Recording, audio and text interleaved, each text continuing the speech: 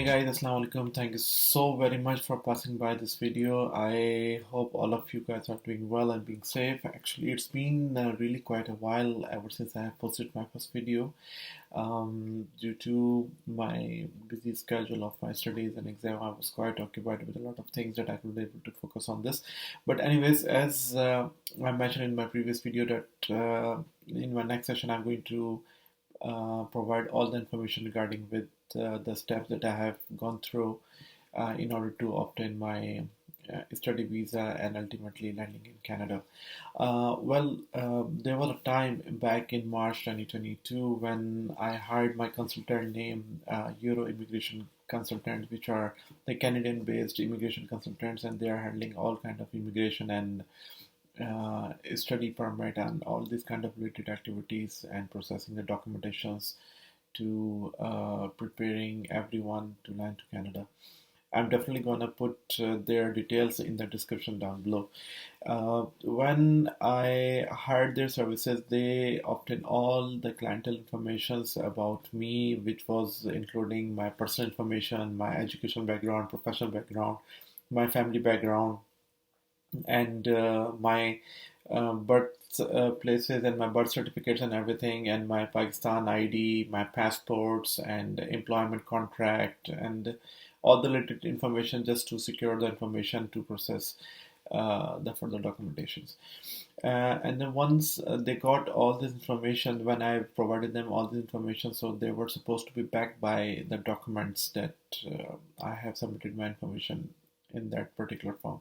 So you just need to make sure that whatever the information you are giving it to your lawyer, just to make sure that all of them they are correct, they are not plagiarized, most importantly, and you have to submit them with the proper authentication, their notarization by the concerned authorities from Ministry of Foreign Affairs and whatsoever. So after I submitted all my information before I hired the consultant, I already applied for the WES, which is the equivalency services for all your Canadian concerns in regards to your immigration or the study permit and all. So I did my WS for my grade 10, grade 12, my bachelor degrees and all, because by the time when I was supposed to do my master's or my MBA degree, it was not ready. So anyhow, I did my WS, then I already did my IELTS as well at the same time, because just to short the time, so I finished all these things before I hired the lawyer, and I have been asked to at least secure 6.5 band, and luckily I got 7.5 in all the modules, which was your reading, writing, listening, and speaking and all. So I did my WES, I did my IELTS, and then my lawyer, he selected list of colleges, and then he shortlisted. And based on the different requirements of the universities and the colleges in different provinces, you have to go through a certain checklist in which you have to provide your academic references from your dean of your last college or university, and then your professional reference letter from your present employer that you are currently employing, and then recommendation letter from them.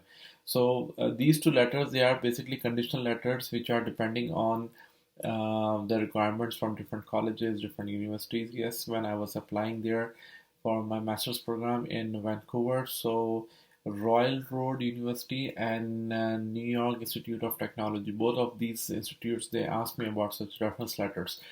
But ultimately, my goal was to move to Ontario because I have my relatives, they are living here. So I just wanted to be closer to them. So I chose my college, which is George Brown College. And the program I chose as a culinary skill because I just wanted to pursue my skills in the culinary skills in tourism management, but ultimately it couldn't able to go through with that.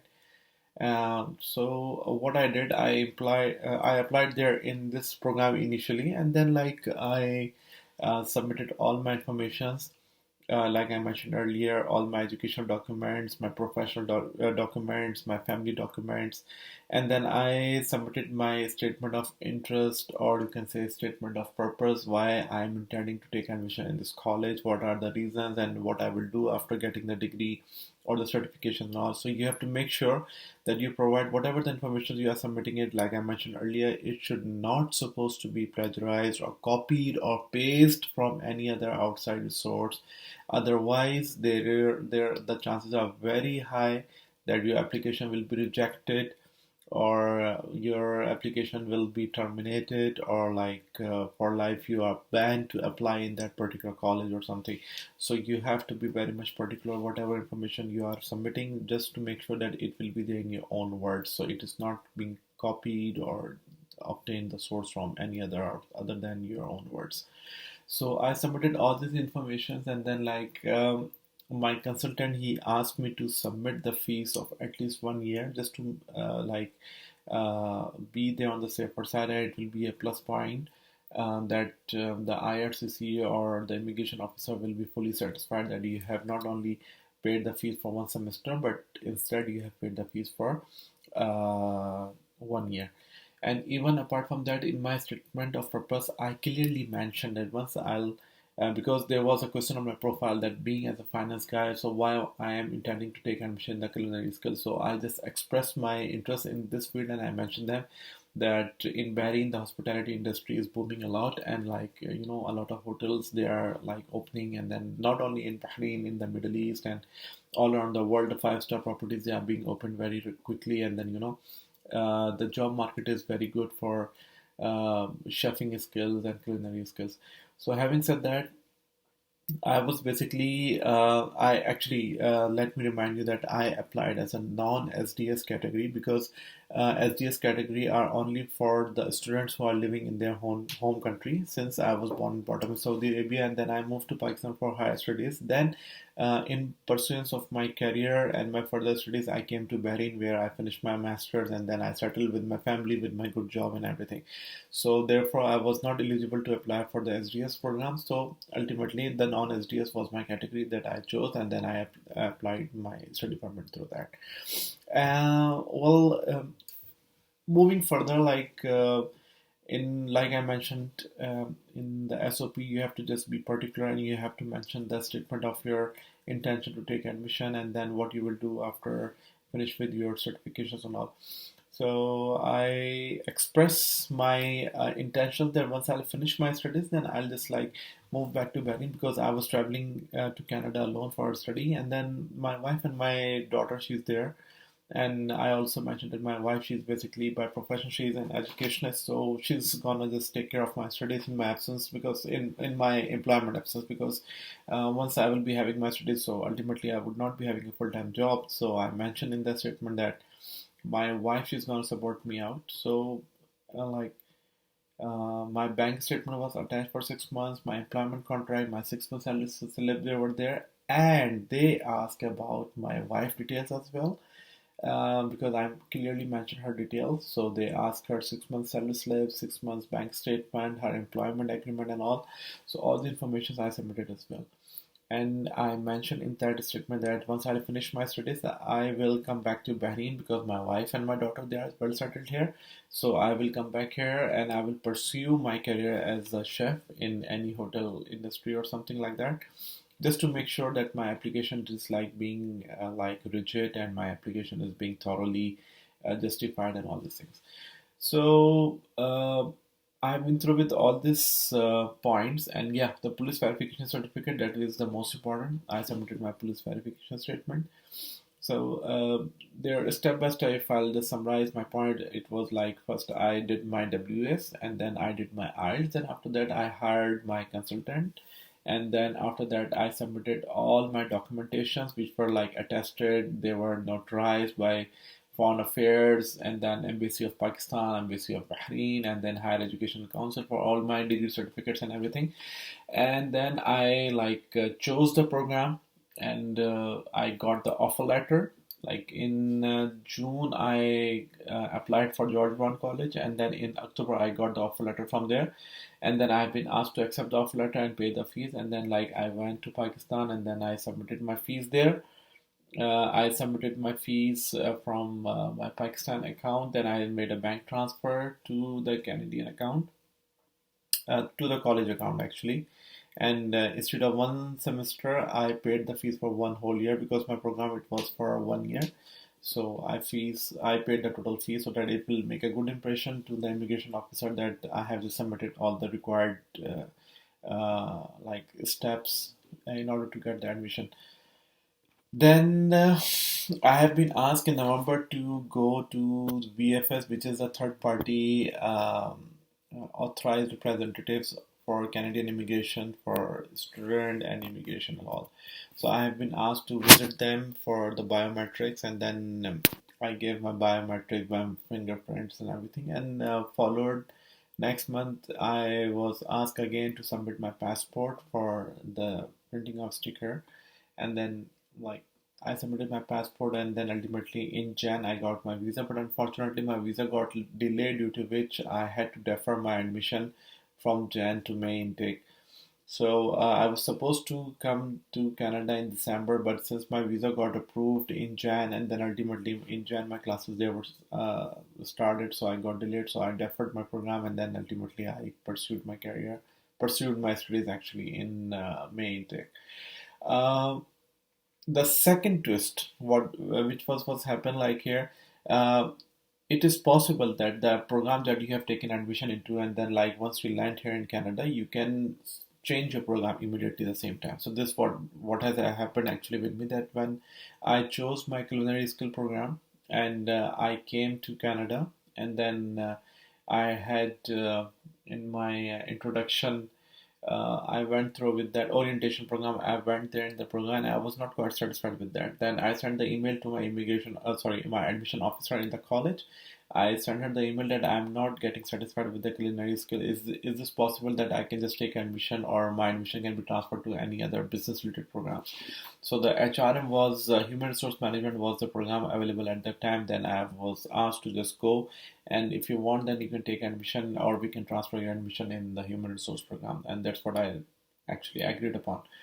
Then they transferred my course, but there is a certain time limit that once you land in Canada, you immediately have to go for the don't miss the orientation program. Do attend your orientation program so that you will be thoroughly briefed about what is the program for, and what is the scope, and how you will able to study, and what will be uh, the steps that you will understand the concepts and the subjects, and how you will get your class and everything done.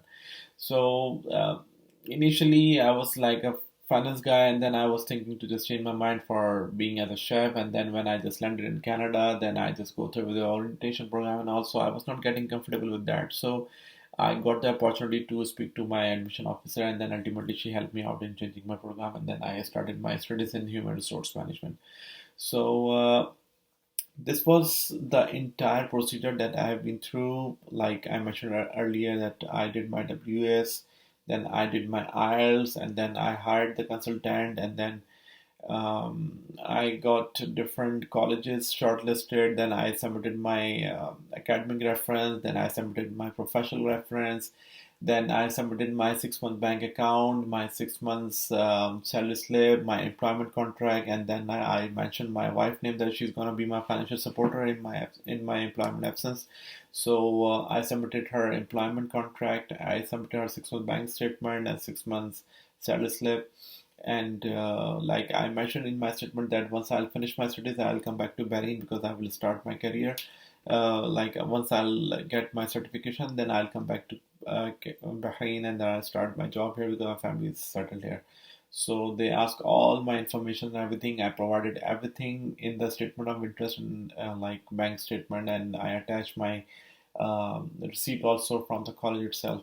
So these are some certain steps that you have to go through, and just to make sure like you don't need to copy, like I mentioned earlier also. And again I'm saying, don't copy any of your data from any other outside source. You have to just mention everything in the letter of interest, or the statement of purpose or statement of interest. You have to just make sure that everything whatever you are providing, it is totally coming from your own words, and you have to just mention in the details whatever it is there.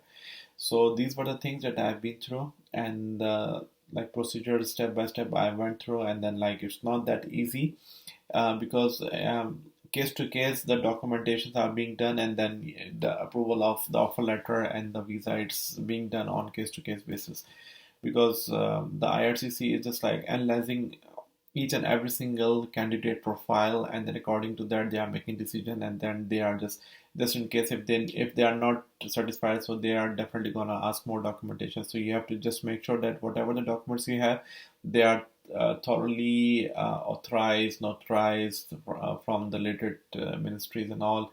You are having your IELTS score which is like acceptable, not less than 6.5 in all bands. And then WES, which is very much important, you have to make sure to do that one. You have to make sure that all your bank statement is there. If somebody's gonna support you for your studies, you have to provide all their details also. And then statement why you want to take admission in this college or in this program, and then you have to show your interest. And then according to that you have to provide the related information.